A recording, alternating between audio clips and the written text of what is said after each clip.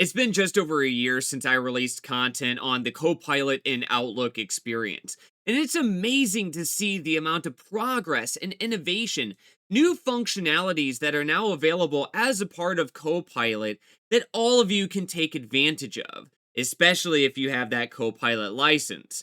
So in today's video, I'm going to navigate you through all the features and functionalities that Copilot in Outlook makes available to you. Let's go. Outlook's a little bit unique. It's important to note that there's multiple experiences of Outlook that exist today. I'll be demonstrating through the web. However, there are two different flavors of the desktop application, which I know a lot of you use. The new Outlook app and the classic app. General note, the new Outlook app and the web experience have the latest and greatest when it comes to Copilot. So use the new experience. In this new experience, navigating around can be just a little bit confusing. When it comes to the Copilot icons, you'll see there's two. We have one on the left side rail, and this provides us access to the full Copilot chat experience, just like you would have access to off the Microsoft 365 homepage. And where we're really gonna focus today is the option that's in the top right-hand corner. This is the option that allows us to actually run actions inside of our inbox and work with our calendar entries, along with chatting with Copilot while we have all of that rich Outlook data open. The great thing about Outlook Copilot is it's available for all enterprise users today, not just premium license users. So if you don't have a premium license, that's okay. You can still search your entire inbox, you can get insights, you can scope down to an individual thread, and have Copilot assist you with drafting responses. But of course, the premium license gives you a lot more. So let's go ahead and review the current premium license capabilities. I'm going to open up Copilot here in the top right hand corner. And you'll notice the chat experience is still pretty similar to what you get in normal Copilot chat. However, I do now have a drop down. Just like in Word, PowerPoint, and Excel, where we now have agentic actions we can run, it actually does things in our files and spreadsheets and presentations. We can run the Allow Actions capability in Outlook. This allows us to then create email rules, categorize those emails, move them around, generate subfolders, do all the different actions that we would normally have to do manually. So let's imagine I've just started my day. I have a ton of email I need to get caught up on. We see a ton of unread messages. Let's review our inbox.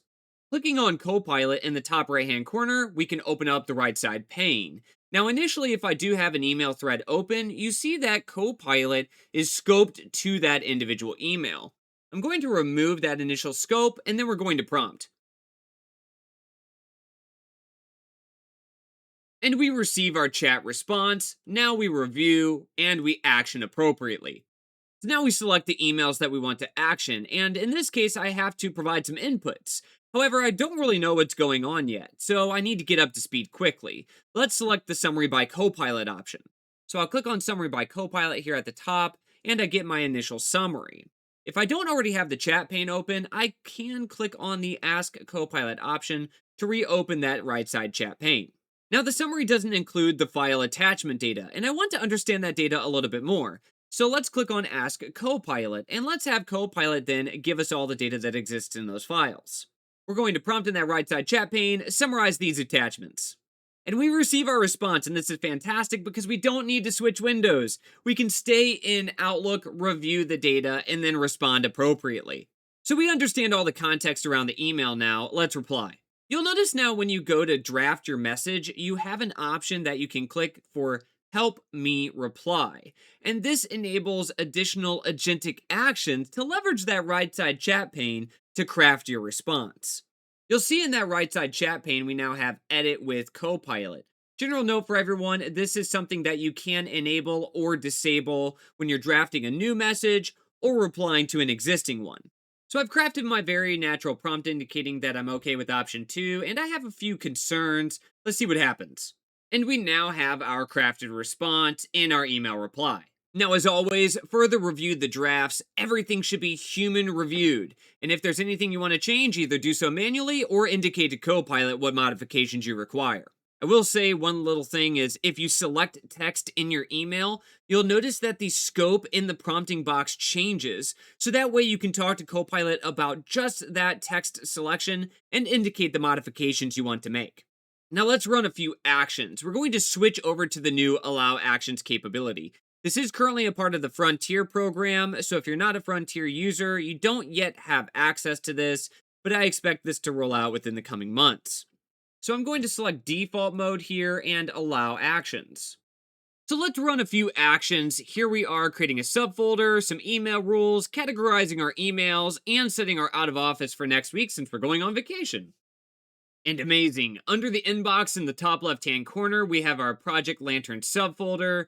We can see that the email inside of our inbox has the Project Lantern tag. The email rule was created, however, it was not automatically ran. So we're going to run that now.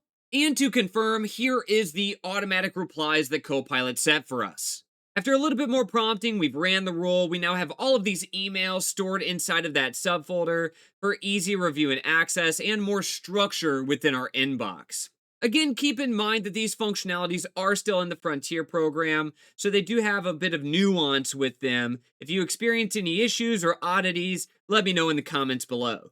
Let's move on to more calendar management style tasks. You may receive emails like this, and you know you need to meet with the attendees. One of the easiest options to use today is the button click option for Schedule with Copilot. If I navigate into the ribbon bar at the very top, under the Respond section, we have Schedule with Copilot. And what this option will do is it will draft your event. It looks at the context of that email thread. It generates the subject, adds the attendees, aligns schedules to the best of its capability, and the richness of that thread is then injected into the body of the event. You have the attachment of the email, a generated agenda, and a summary of the conversation thus far. We review the information, we click Insert, we make any modifications or changes, and we send it off. We can also leverage chat to create events, whether that's with the default mode or with the Allow Actions capability. So I can just indicate, hey, I want a one-on-one with this individual about this topic, and it will generate that email invitation for us. Submit it off. Now populated the times that are available, we select the option that we want, and we send invite. And there's our meeting with Kai Carter on Friday. As another option, the new Allow Actions also gives you the capability to generate multiple meeting invitations at once. Here's an example where I have multiple invitations that I want to add on my calendar about maybe different areas of my project. I send the prompt off, it generates all of those and adds them to my calendar for me. Now you'll also notice at the top we have a new Frontier feature for calendar actions.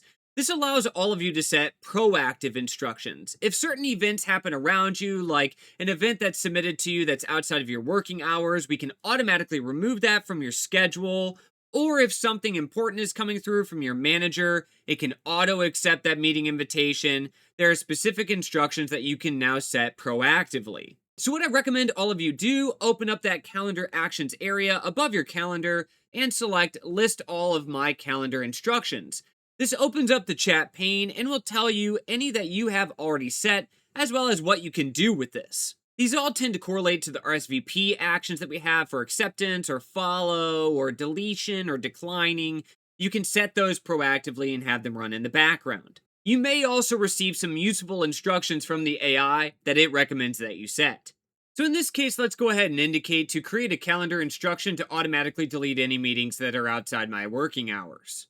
Copilot then responds asking me to confirm, and we indicate to create the instruction. And there we go, our instruction is created and it is set to decline any meetings outside those working hours. So I've sent a meeting invitation off from another account. You can see it's scheduled at 8 p.m. outside of our current working hours. Those calendar instructions are in place, but they do take a little bit of time to apply. So let's give it a few moments and see what happens. And there we go, the meeting invitation has been removed, and for the sake of visibility, at the very top under that calendar actions section, you can see what actions the AI has actually taken. This is really important for you to understand how your schedule is being affected by these proactive instructions. So let's move on to our final section now on how to better personalize and manage your Outlook experience. Your Outlook settings has a ton of options that you can configure when it comes to Copilot. If I navigate to the top right hand corner for my settings menu, you'll now notice you have a dedicated Copilot section. And if you navigate into that section, you can turn on or off Copilot with the toggle switch. You can set the prioritize my mailbox feature. That way, anything that relates to a high priority item you've configured is marked as high priority or low priority if you have any low priority items as well. You also have custom draft instructions. This allows you to better draft your email to sound like you based on specific instructions that you set. And finally, calendar instructions are where you can navigate through all of those previous calendar instruction options that we just reviewed. So let's go ahead and start with the prioritize my inbox feature. I'm going to toggle this experience on. There are two additional checkbox options that you can select if you want the AI generated summary information in the email preview, as well as if you even want to apply a low priority label or not. So I will have both of these checked, as well as I already have some high priority and low priority rules enabled. Anything that comes from a particular account, such as my other account, Mod Administrator, should be marked as high priority, as well as anything in regards to Project Lantern. And when it comes to low priority, anything that may relate to like a legacy project that I was a part of, Marcus Webb, maybe I'm still on some of those communication channels, but it doesn't really matter to me anymore. I've moved on. You then save those options, and those will now apply to all newly ingested email within your inbox. It does not retroactively apply to anything that already exists. Now, we're really focused on those high priority items. So here's the example where you see the high priority indicator now applied to the email as it's been received.